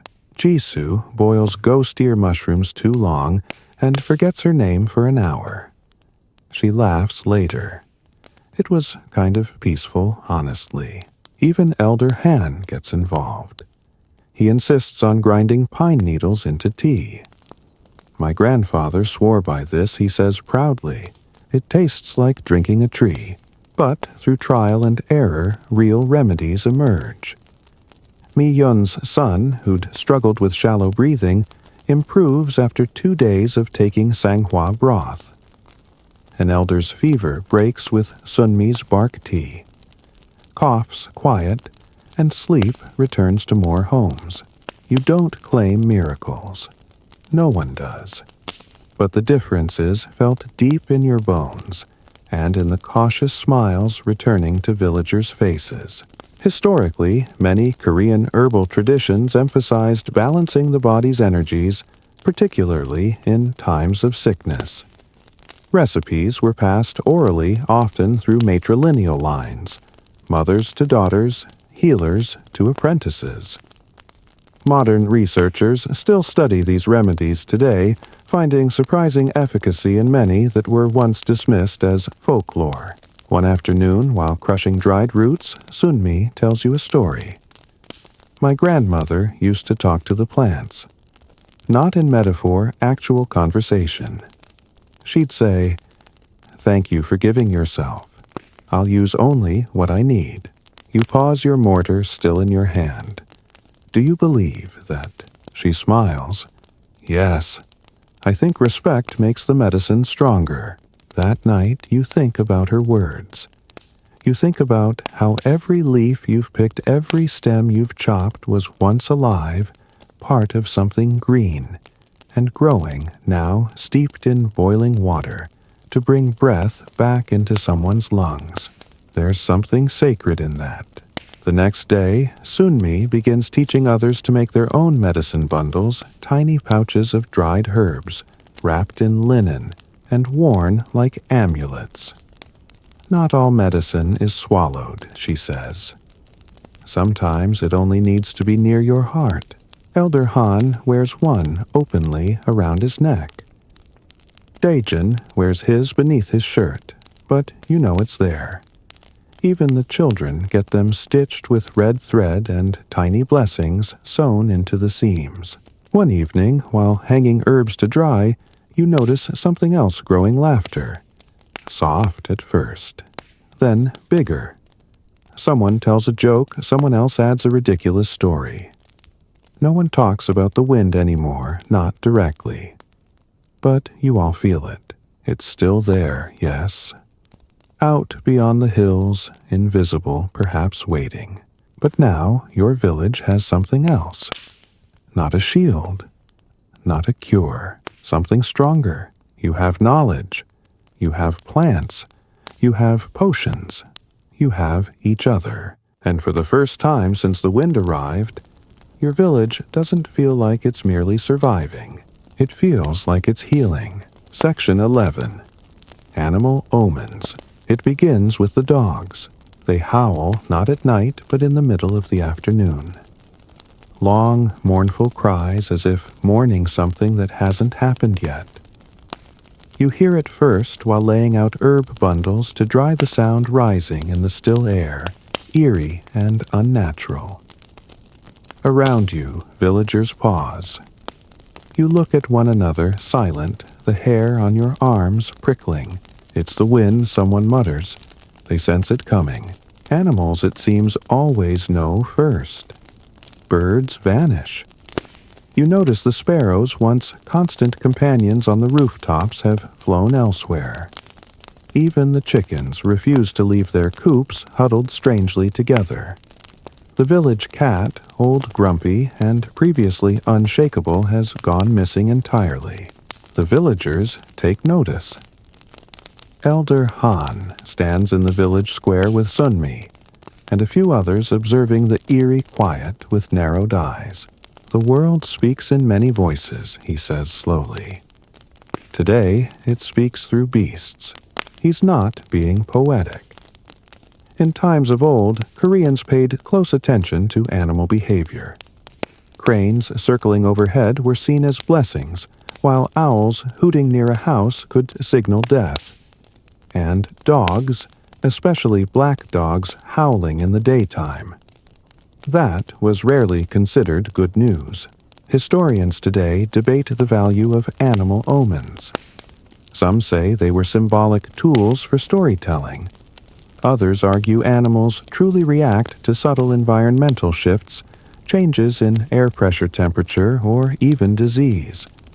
But to you, here in this moment, it's more than theory. It feels like a warning. That evening, a new animal appears. A white fox. You see it near the edge of the woods. At first, you think your eyes are playing tricks on you, white fur nearly glowing against the mossy ground, its eyes locked onto yours. Not afraid, not angry, just aware. You blink, It disappears into the trees. You tell Elder Han. He nods gravely. White foxes are messengers, he says. In some tales they bring wisdom. In others they bring change. Sunmi adds, or they bring both. The village responds in different ways. Some villagers begin placing small bowls of rice or eggs at their doors, offerings to ward off misfortune or honor passing spirits. Others light incense more frequently, or repeat chants not just at dawn but midday and dusk. Dae-jin carves the image of a fox into the doorpost of his home. More from fear than reverence, you think. But while some grow anxious, others become curious. Jisoo, ever the brave one, organizes a small group to track the fox. They leave at dawn, armed with masks, walking sticks, and curiosity sharper than fear. You go with them, though your gut tells you this animal is not one meant to be followed. The forest is quiet. Too quiet. You find faint tracks, delicate paw prints in the dirt. They lead toward the river, and then vanish near a cluster of wild lilies. There's no sign of the fox. No sound at all. Just a single, fresh sprig of white clover growing between the rocks. You pick it carefully, unsure why. Back in the village, you show it to Sunmi. She turns it gently in her fingers. This doesn't grow here, she says. Not this time of year. She presses it into a pouch, strings it around your neck. For luck, she whispers. Strange things continue over the next few days. A swarm of butterflies gathers near the well, dozens of them golden and silent, hovering for hours before disappearing all at once. A cow gives birth to twins, something that hasn't happened in years. And once, while grinding herbs, you look up to see a bird sitting perfectly still on the roof beam, staring at you unblinking before flying off without a sound. Even Elder Han grows quieter. He walks the village alone, some nights looking up at the stars, murmuring to himself. The animals are watching, he tells you once his voice hushed. Not because they're afraid, because they're waiting for what you ask. He doesn't answer. That night the wind returns, stronger than before. It rattles shutters. It stirs ash from the old fires. It presses against your door, cold and insistent, like a hand trying to get in. But the villagers are ready. Each home is sealed. Herbal bundles hang from every window. Incense burns from every hearth. People do not cry or panic. They sit together quietly, listening to the howling outside and the softer howling from dogs deep within the village. And then, silence. Dawn breaks, and nothing has changed. No one is sick. No one has fallen. The animals emerge slowly. The chickens leave their coops. Birds flutter cautiously from the trees. The village dog curls at Elder Han's feet, calm again. And you check your neck. The clover is still there. Historians may never agree on what these signs mean. Science may offer alternate explanations. But here now, in this village, nestled between fear and faith, the signs are everything. Tonight you sleep with your door slightly open just in case the fox returns. You hope it does. Section 12. Defensive Architecture. The wind hasn't returned in days. The village breathes more freely now. Not just through silk masks, but through open windows. Children run again. You hear someone singing while pounding rice in the courtyard. Sunlight streams through the trees, filtering into your home like warm reassurance. But no one says it aloud, the fear still lingers. You can feel it quiet and coiled beneath the surface, as if the wind is just watching from the hills, waiting for another chance to slither in. Elder Han Ever, the cautious shepherd calls another village meeting. This time it's not about herbs or spirits. It's about wood and dirt and stones. We've protected our lungs, he says, and our minds. Now we must protect our walls. He spreads a scroll across the ground, and on it a simple sketch, a series of fences, trenches, and windbreaks, forming a wide outer ring around the village. You blink. Are we building a fort? In a way, he replies. But instead of arrows and blades, we'll fight the wind with barriers. The idea is strange, but not unfamiliar. Throughout history, Korean villages have used landscape manipulation as a form of spiritual and environmental defense. Pungsujiri, known as feng shui in China, shaped entire communities. Where trees were planted, how rivers were diverted, where homes were placed. These decisions weren't just aesthetic. They were deeply intentional. Elder Han draws inspiration from these traditions, but also from necessity. If the wind carries death, perhaps it can be redirected. Split, slowed. Tangled in walls and thickets until it loses its force. Work begins that afternoon. You help dig shallow trenches on the windward side of the village. Others collect tall bamboo stalks, weaving them into dense fences. Some plant quick-growing grasses, their roots firm enough to hold back erosion, and their blades tall enough to create a waving barrier. It's hard work, blistering, back-breaking, but also bonding. You labor beside Sunmi Jisoo Daejin, even the grumpy old fisherman who hasn't smiled since the spring festival 2 years ago. Together, you swing hoes, lift stones, build ramparts, not against invaders, but against air itself. By day 3, the village perimeter is visibly changing. Curved walls of earth rise from the forest floor. Spiked fences bend the wind around homes instead of through them. Flags of colored cloth flap from poles not for decoration, but to detect airflow. And Elder Han walks the outer ring every evening, running his fingers along the bamboo, listening to the way the wind hums when it passes through the gaps. It sings, he says once. The barriers make it sing. That's how we know they work. You don't know what that means. But you believe him anyway. One evening, while reinforcing a hillside terrace, you stumble across something buried beneath the dirt, a long plank of rotted wood carved with symbols. Elder Han examines it and smiles faintly. This was a windbreaker, he says softly. From before my time, maybe even my grandfather's. Why did they stop building them? He shrugs.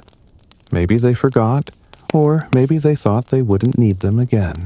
The lesson isn't lost on anyone. That night, the village holds a small ceremony. No incense, no chanting. Just a quiet gathering at the edge of the new earthworks. A child plants a tiny tree, one that will grow tall and stubborn against the breeze.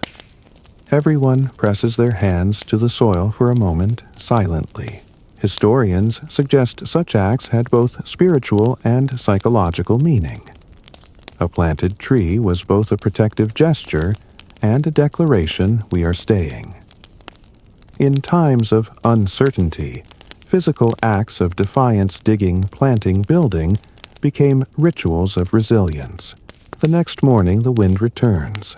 It's not as violent as before, but it's unmistakable. It hisses through the trees, stirring the grasses, testing the strength of your fences. And something strange happens. You see it. You see the wind move. Not as a ghost or spirit, but as a thing real and visible, traced by the way it bends the flags, the way it pushes the bamboo fences, how it curls around the earthen walls like a curious animal, sniffing for a way in. But this time, it doesn't enter. The barriers bend it. The trenches pull it down. The flags flutter but hold. The wind roams along the edge, then fades into the hills, and no one inside gets sick. A child shouts, "We beat it," and the entire square erupts in cautious cheers. Elder Han doesn't smile, but his shoulders finally relax. "Don't celebrate yet," he murmurs. The wind isn't something you defeat. It's something you outlast. Still, there's no denying it, the barriers helped. In the following days, the village refines the design.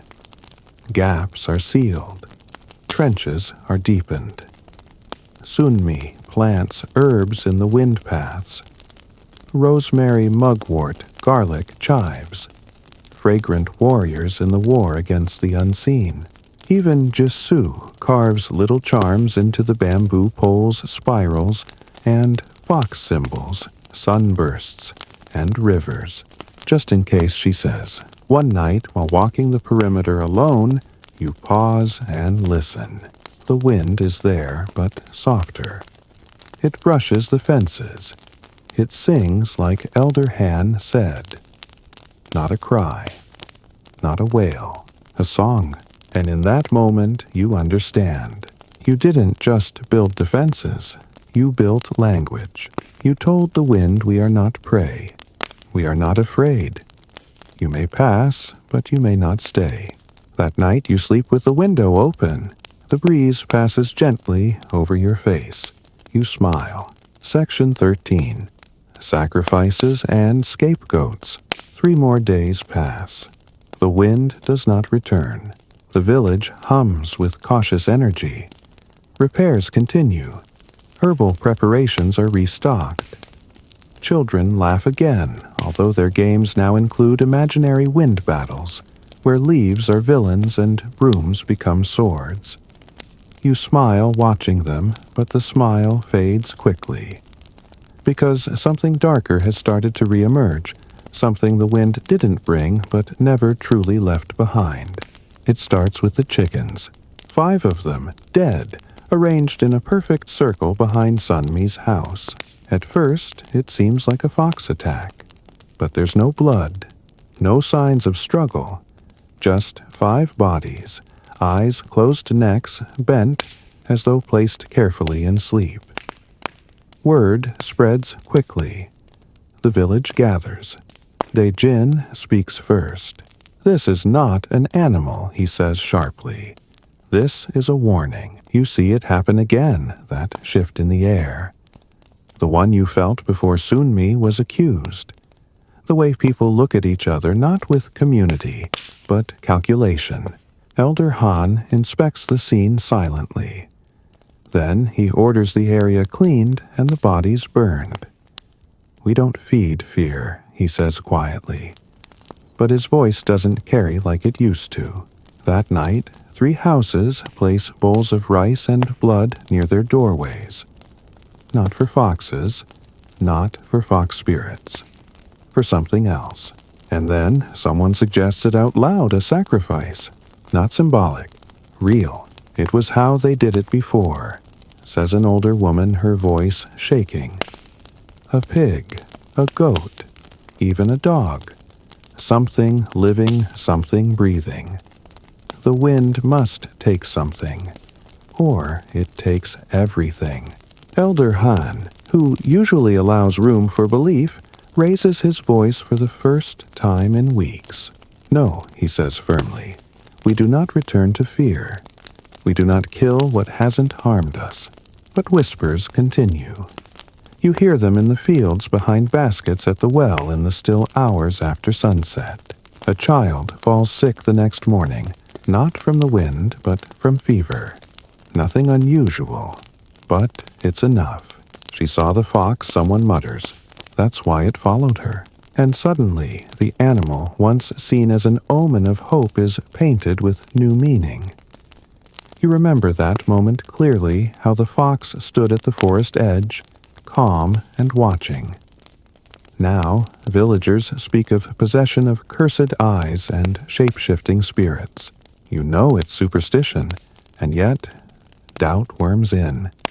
What if, historically, these patterns repeat? In times of plague, the line between spiritual belief and fear-driven violence becomes thin, perilously thin. Across many cultures, sacrifice was seen not as cruelty, but duty to satisfy the gods, to cleanse the air, to give the wind its due. That afternoon, a small group gathers near the village edge. Not with anger, but with resolve. They've found a dog. They've tied it to a post. It whines softly, tail between its legs, unaware of what it's been chosen to represent. You rush to stop them, and so does Elder Han. His voice booms this time, firm, unshakable. If the wind takes a life, it's tragedy, he says. But if we take it, it's shame. Someone argues. Then let it be you, Elder. You've led us to masks, to herbs, to fences, but the wind still watches. Another voice. We need to show we'll give something up, that we're willing. Then comes the suggestion. What about Sunmi? The village freezes. You feel your breath catch your fingers tightening. She brought herbs that changed the wind. She speaks to plants. Maybe she brought this to us. Elder Han steps in front of her without hesitation. You will not touch her. But Sunmi doesn't speak. She only stands there, chin high, eyes steady. She knows, has always known what happens to women who are both respected and feared. You step beside her, and then Jisoo, and then Miyeon. And one by one others join, forming a wall not of weapons, but of people. Take one of us, someone says. Take all of us. Elder Han lowers his voice again. Sacrifice is not surrender. It's an excuse. The would-be sacrificers shrink back. Not out of fear, but from something worse, shame. They untie the dog. It runs off, tail wagging, as if it knows nothing of the fate it narrowly escaped. That night, the village is silent. Not out of fear, out of reflection. At the fire, Sunmi finally speaks. The wind may come back, but let it take sickness, not kindness. You stay awake for hours, listening to the breeze. It brushes softly against the newly planted trees. It flutters the flags, sings through the bamboo, but it does not bite. You realize something then: the wind might test your walls. But suspicion tests your soul. And tonight your village passed. Barely, but it passed. Section 14, Breakthrough in Understanding. It happens by accident. You're helping Sunmi hang bundles of dried herbs in her workshop, the air thick with the scents of mugwort pine resin and pepper leaves. It's a warm day, and the breeze snakes lazily through the open windows, lifting strands of hair, stirring parchment, and carrying the occasional whisper of laughter from the village square. She's in the middle of explaining the difference between gomchi and suk, when a gust of wind knocks a clay jar off her shelf. It crashes to the floor, herbs scattering everywhere. You bend down to clean it, but she pauses, squinting at the dust rising in the air, caught briefly in a shaft of sunlight. She doesn't move, just stares at it. Do you see that she asks quietly? You follow her gaze. The dust floats, but oddly. It swirls toward the window, not away from it. Almost like it's being pulled. She opens the window wider, and the swirling intensifies. A single shaft of golden light now cuts through the mist, and you both notice how it twists in patterns, some fast, some slow. But more importantly, it clings to cloth, to wood, even to a mask hung nearby. She steps forward and brushes the mask gently with her fingers. Her hand comes away dusted with pale yellow specks. Your eyes meet. The wind doesn't just pass through us, she murmurs. It sticks to us. You're not sure what you're witnessing. But something shifts. You fetch the fine paper parchment Elder Han uses for temple records, holding it over the air. The swirling dust lands on it, forming light specks across the surface. You repeat the test with different materials, wood, leather, silk. Silk holds the least. You both stare in silence. Later that evening, Elder Han joins you. He listens without interrupting as you explain what you saw. Then he pulls a scroll from beneath his robe, an old, faded record. The ancestors described the wind as oily, he says slowly. They didn't mean it literally. They meant it clung.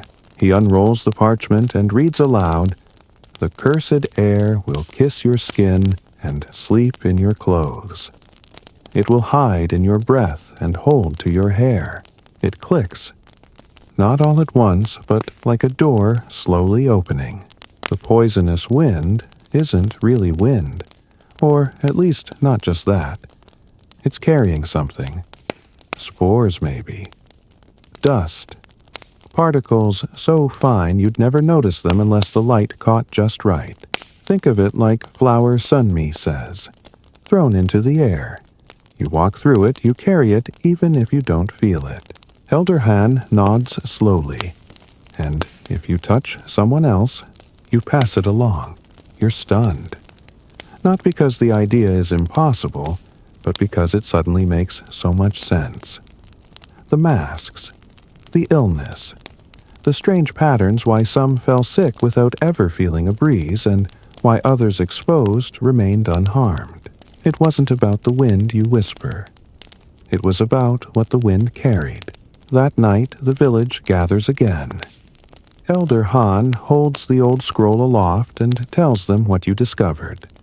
Some listen intently. Others are confused. One or two shake their heads. "How does that help us?" someone asks. "It helps us understand," Elder Han says. And understanding is the beginning of control. You demonstrate what you and Sunmi saw. Dust in the light, the clinging, the comparison to flour.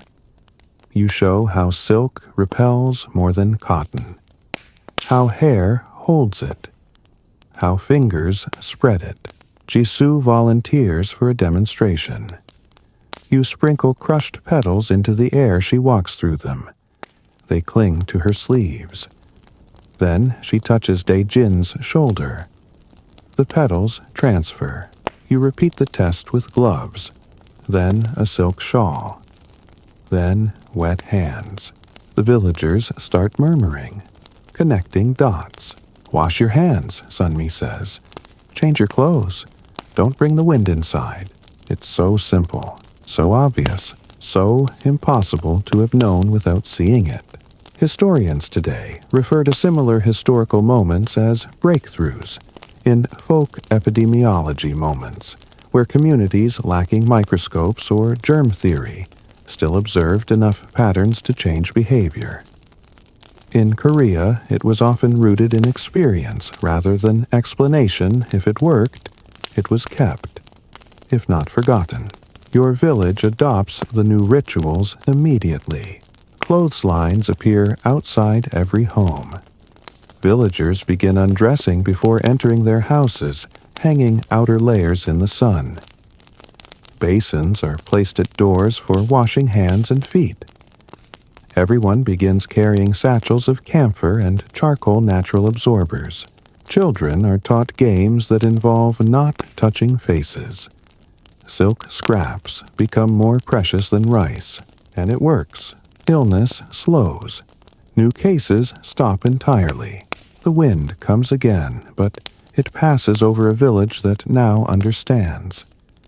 It is no longer mysterious. It is particulate. It is dust, and dust can be swept away. There's something sacred about this kind of learning. Not from scrolls, but from watching, listening, noticing. Your village didn't find a cure. It found a truth. And that truth is now etched into every doorway, every wash basin, every hand reaching out not in fear, but in knowledge. Elder Han smiles more now. Sunmi stands straighter. You feel a quiet pride building in your chest, not just in yourself, but in your community. You outwitted the wind, not with fire, not with sacrifice, but with observation. That night, as the breeze returns light and harmless, you open your window and smile. Let it come. You're ready.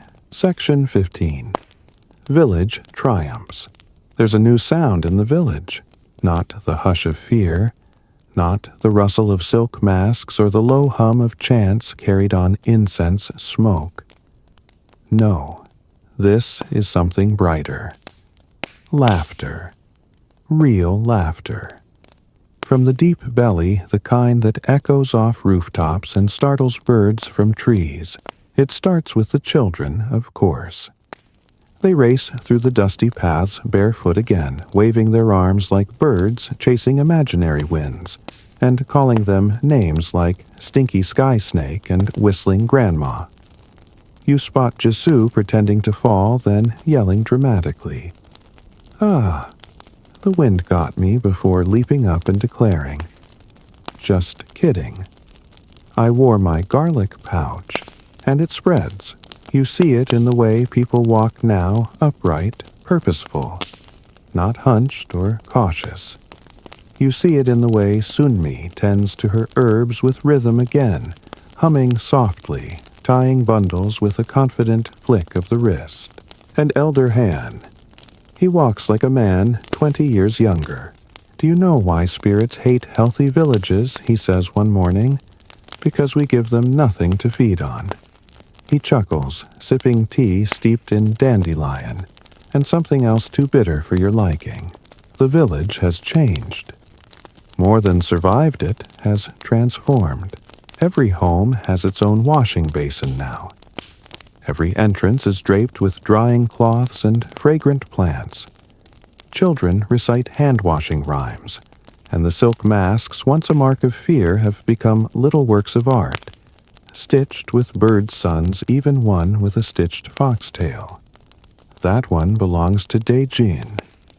Yes, that Daejin. And what's more miraculous than laughter? Cooperation. There are no more meetings full of suspicion. Now, when Elder Han calls for assembly, people show up early, some with ideas written on scraps of parchment, others with jars of their own herbal experiments. Even the quietest villagers now speak with confidence, sharing observations, offering suggestions. Historically, communities that survived disasters often came out the other side stronger not just in numbers, but in unity. Anthropologists have long studied how adversity galvanizes kinship. Your village now feels like more than a place. It feels like a body, each household a vital organ, each person a cell working together in harmony. A visiting peddler arrives one afternoon dusty and out of breath, seeking trade and a warm meal. When you offer him water and herbs, he eyes the cloth draped around your mouth. The wind's still here, he asks warily. No, you say, but we remember it. That word spreads to other villages. They send messengers, then elders, then healers. One by one they come to learn not from scrolls, not from noblemen, but from you, from your people. Sunmi begins teaching others how to prepare fever root tea and lotus seed extract. Jisoo draws diagrams of your windbreak fences. Even the children demonstrate how to throw powder in the air to see how it flows. Your little village, once afraid and forgotten, becomes a center of wisdom.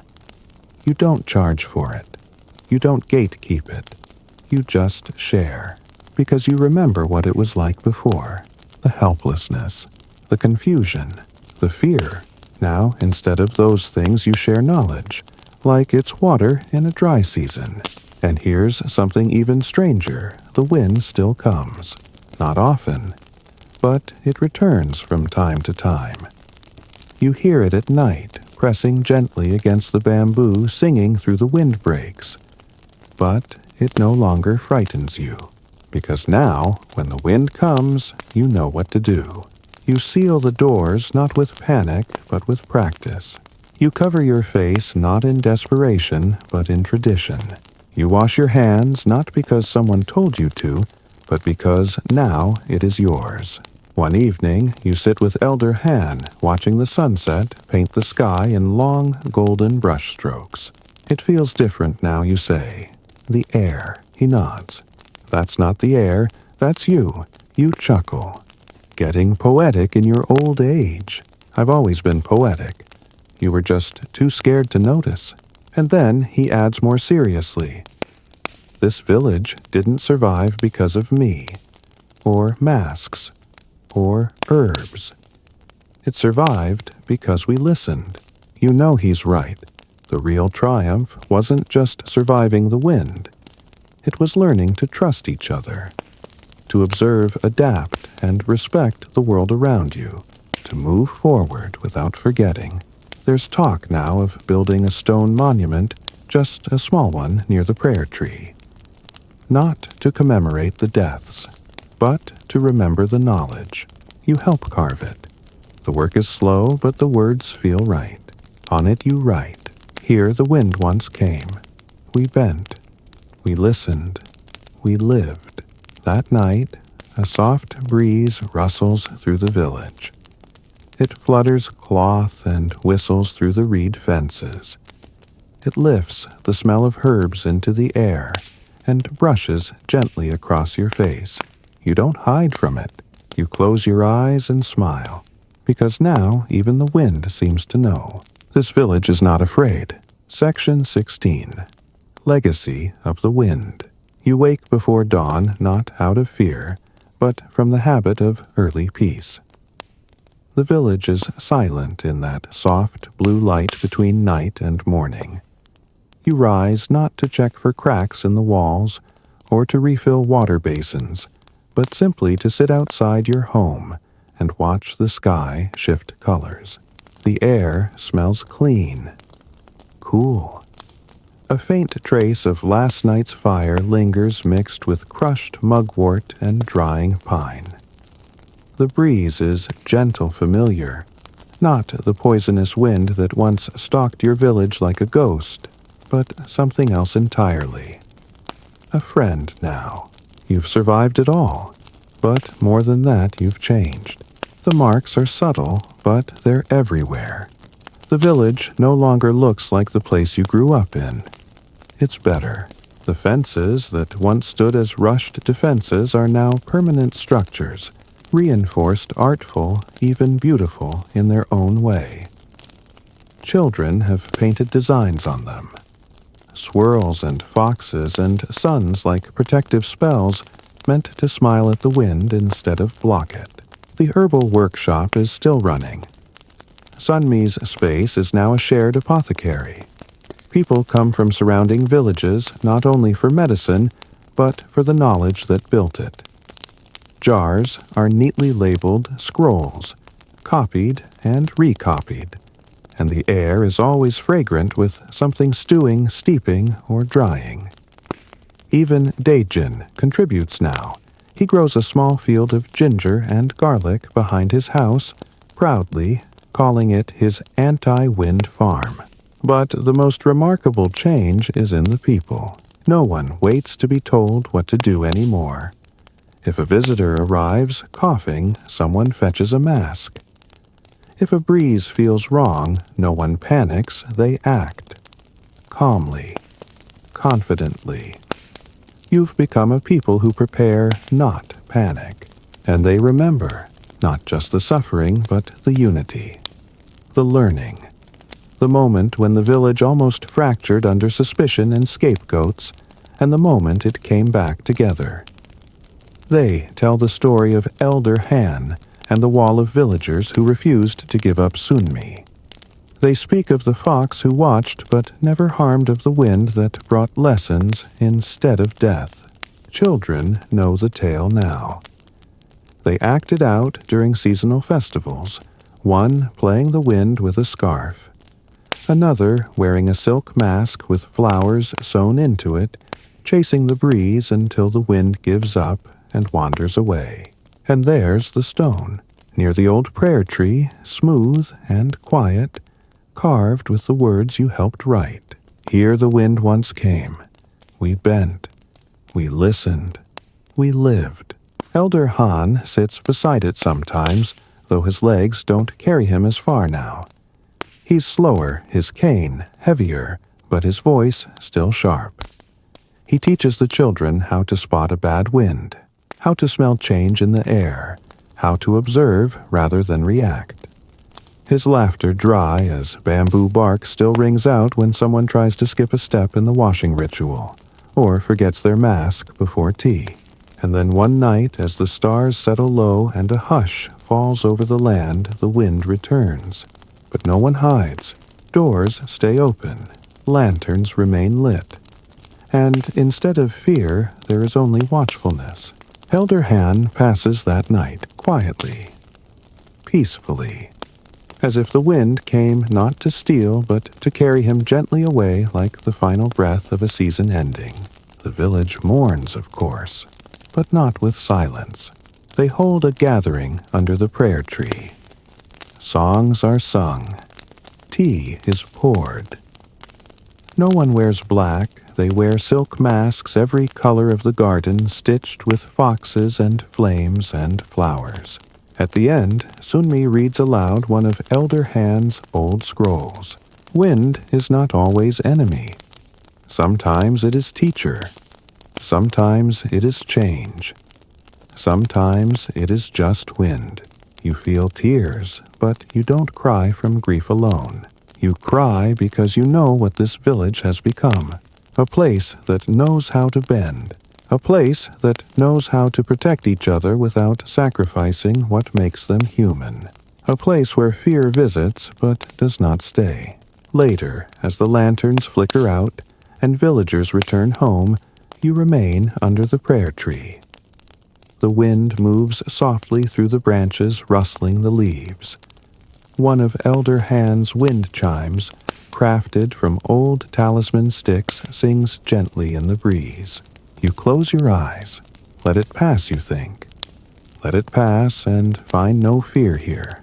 The wind moves on, and you stay, alive, whole, ready for whatever comes next. The wind has passed. And now, as your village rests beneath a sky washed clean by time, it's hard to believe how close you came to unraveling. From the first mysterious gust that carried more questions than answers through illness, suspicion, sacrifice, and strange visitors, you've seen your people tested not just in body, but in spirit. But you made it, not by sealing yourself off completely, or chasing away shadows or following the loudest fear. You survived by listening closely, quietly to the world around you. You watched the dust in sunlight. You heard the animals' warnings. You paid attention when silk held nothing but fingers did. And somehow, without books, without doctors, without armies, your little village uncovered a truth that would outlive even the memory of the wind itself. You'll tell your children that the wind once came and they'll laugh because it sounds so dramatic, so ancient. But one day, when another wind comes in another form, they'll know what to do. Not because you taught them to fear, but because you taught them to notice. And that is the true legacy of the wind, not the pain it brought, but the wisdom it left behind. So tonight, dear listener, wherever you are, in a quiet apartment in a noisy city, under blankets or stars, know this: the wind will always come. In some form, in some season, it will press at the edges of your life, testing your walls. Let it come, because now you know how to bend. Now you know how to listen. Now you know how to live. Sleep well, traveler. You've weathered the storm, and morning is coming. End of script. Good night.